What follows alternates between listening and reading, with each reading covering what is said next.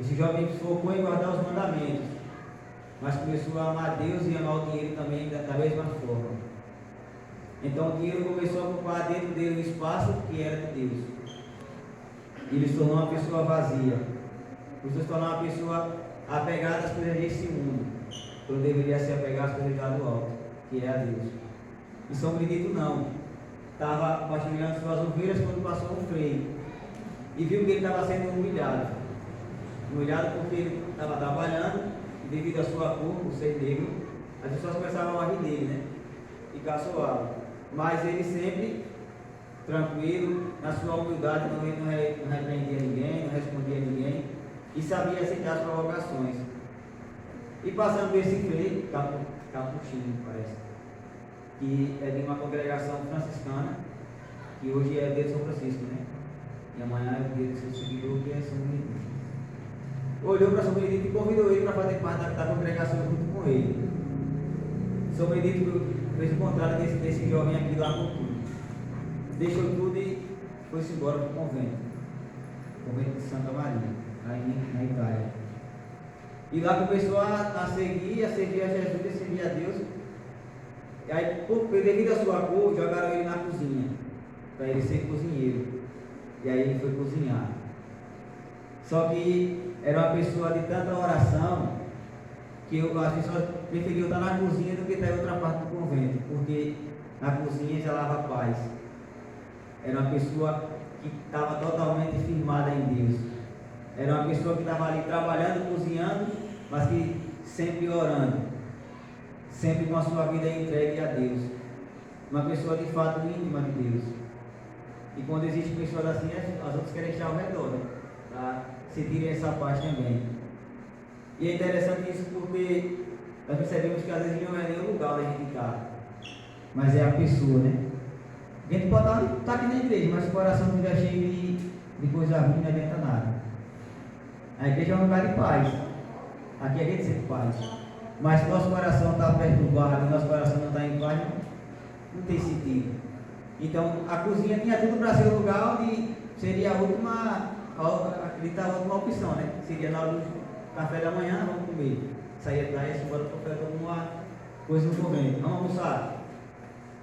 Mas não, as pessoas queriam estar lá todo o tempo lá no São Benedito, porque era uma pessoa contrita na fé, uma pessoa que guardava de fato os desejos de Deus para a vida dele. Era uma pessoa obediente, como eu falei, porque desde pequeno obedecia a seus pais, na juventude, quando começou a servir no convento, começou a obedecer a Deus. Abandonou tudo e começou a obedecer a Deus e seguir aquilo que Deus desejava na vida dele. Uma pessoa humilde, porque, como eu falei, era humilhado, as pessoas caçoavam dele, mas ele não insultava nem repreendia ninguém. E aí vem o exemplo da fé. Porque uma pessoa de fé, porque fé é acreditar naquilo que não se vê. Ninguém está vendo Deus aqui, mas sabe que Deus está aqui no nosso meio. Isso é fé. E ele, no seu ambiente ali na cozinha, nas suas orações diárias, sempre ali, firme, que Deus estava com ele.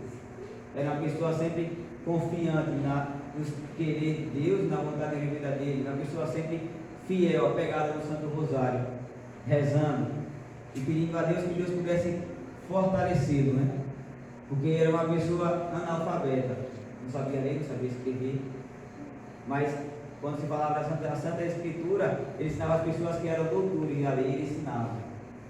Filósofos e escritores da época iam ter conselhos com ele. Um analfabeto formando pessoas que eram formadas. Então aí a gente vem de fato cuidar de Deus na vida de São Benedito. Como eu falei, ele foi cozinhar e fez a cozinha um lugar de oração. Fez da cozinha um sacrário de fato. Essa criança que ele está segurando, as pessoas, os historiadores dizem que é o menino Jesus, né? Houve uma revelação do alto e a Nossa Senhora pegou Jesus para ele segurar. Só que tem outros historiadores que dizem que é algumas crianças na qual ele ressuscitou depois de ter morrido. Um dos milagres dele é de uma mulher que foi visitar ele no convento, pedir conselhos a ele, né, escondido do esposo. E naquele tempo eles andavam de charrete. E aí, voltando para casa, acha reta e bateu num buraco. E ela sabia quando a criança, quando a filha dela voou. Aí quando foi pegar a criança estava morta. Não tinha sinal de pulsação nenhuma, aí morta mesmo. Aí correu para o povo de exclamação Benedito. Aí quando ele chegou, aí foram falar para ele, né? Aí ela disse, Benedito, Frei Benedito, eu vim escondido do meu esposo, se eu chegar em casa agora com meu filho morto, o que é que ele vai dizer de mim? Aí ele pega a criança e, como de costume, ele sempre fazia isso. Fazia o sinal da cruz e fazia suas orações. E aí ele disse, dá de mamar para ela. Aí ela disse, mas padre, como vou amamentar, Frei, como vou amamentar uma pessoa que está morta? Aí dê de mamar para ela.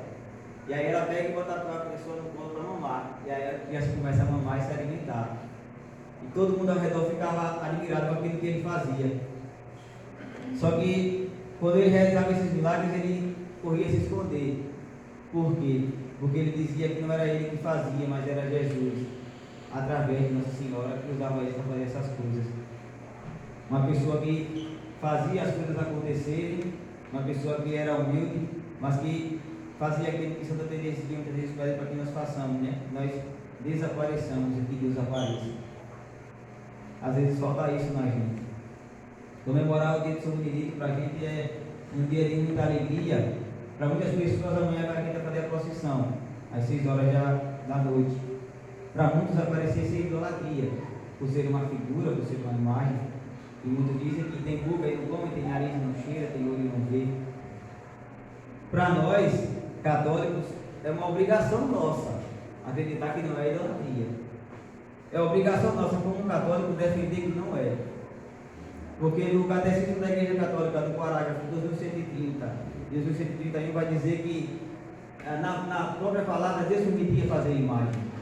Quando Deus dizia para não construir imagem era porque as pessoas construíam figuras que eles inventavam em sua cabeça e colocavam no lugar de Deus. Ninguém coloca seu pedido no lugar de Deus. Deus é Deus.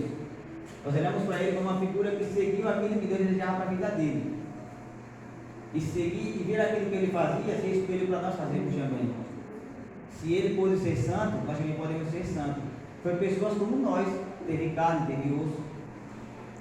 E é santo, é uma pessoa santa. Pessoa que mesmo na sua vida vivo, assim como nós estamos aqui, as pessoas queriam ir para perto dele e queriam tocá-lo para ser curado. Eu só vi uma pessoa na Bíblia que eles queriam, as pessoas queriam tocar nele, né? Que era Jesus. Queriam tocá-lo para ser curado. Assim era ele no convento. O povo queria tocar nele, queria ver ele para sentir, para ter a sua graça alcançada. Aí vem a questão da procissão. Os muros de Jericó só caíram porque foi preciso dar voltas com a Arca da Aliança durante os muros da muralha. Foi preciso completar 7 dias dando volta com a arca. E a arca era 2 querubins voltados para o meio. E naquele meio Deus dizia que estava ali presente. Então eram 2 imagens também. 2 imagens de bronze ainda mais, de ouro puro.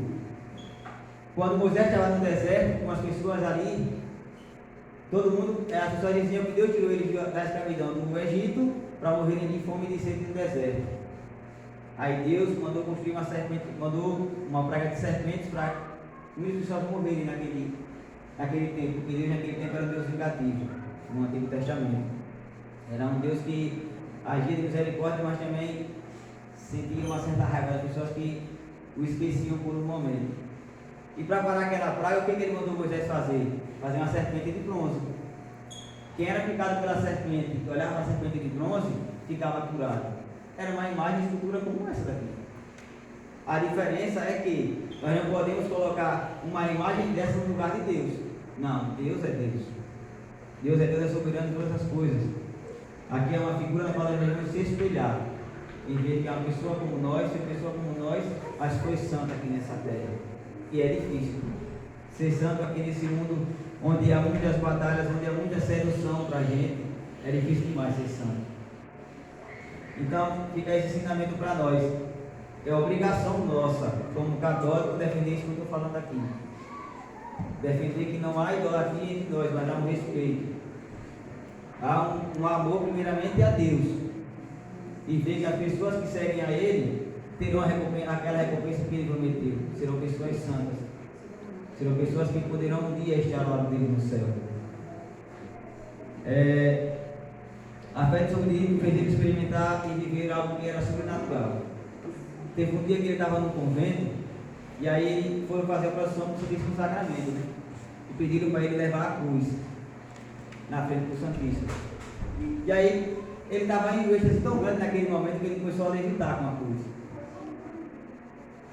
Quando eu li essa passagem, eu fiquei admirado com uma coisa como essa. Começou a levitar. Por que ele levitou? Porque ele fazia as coisas com amor. Ele tinha um amor tão grande naquilo que ele fazia por Deus que nada naquele momento importava. Nada, somente Deus.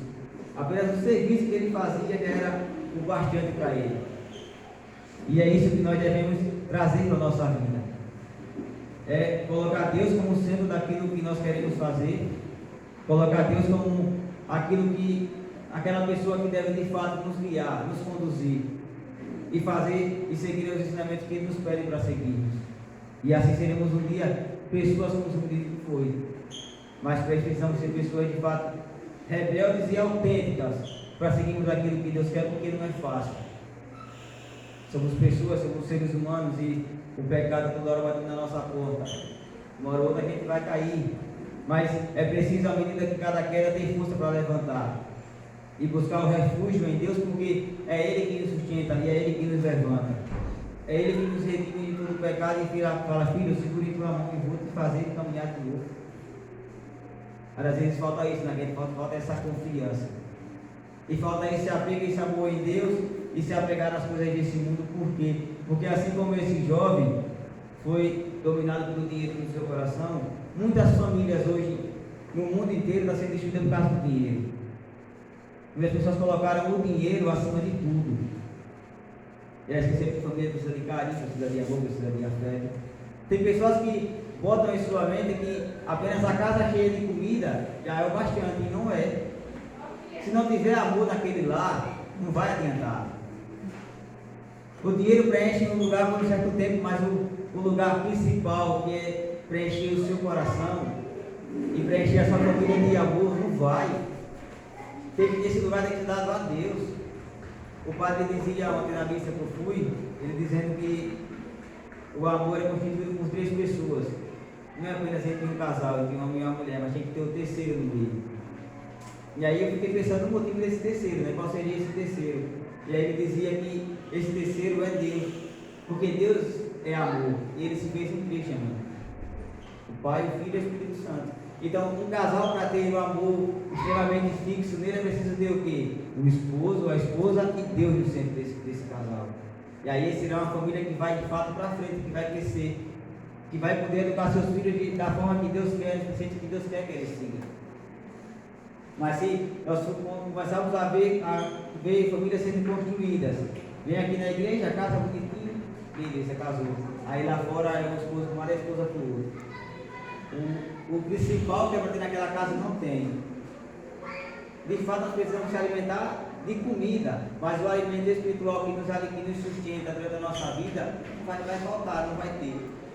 Aí do que vai adiantar tanto dinheiro, tanto a coisas do mundo, se lá na frente vai perder o principal, que é a salvação. Então é preciso nós termos de fato esse cuidado dentro de nós.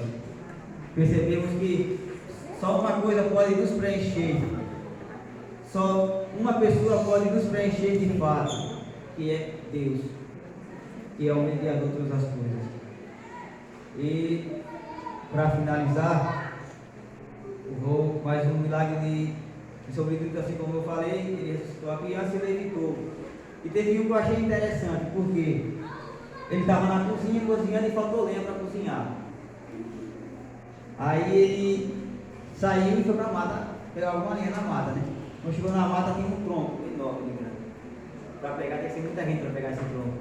E aí ele chegou, pegou, colocou o nome e foi embora, sozinho. É que pode uma pessoa só, botar um tronco tão grande nas costas e ir embora para o convento. Chegou correndo, todo mundo ficou admirado com ele. Por que ele fez isso? Pessoalmente, aquele ano só estava ele ali. Mas ele era uma pessoa de oração, uma pessoa orando, então ele orou. E naquele momento eu creio que Deus o fez cercado de anjos naquele momento, e muitos anjos ajudaram a levar aquele tronco para aquele convento naquele momento. Então isso, quando eu li, eu fiquei admirado demais.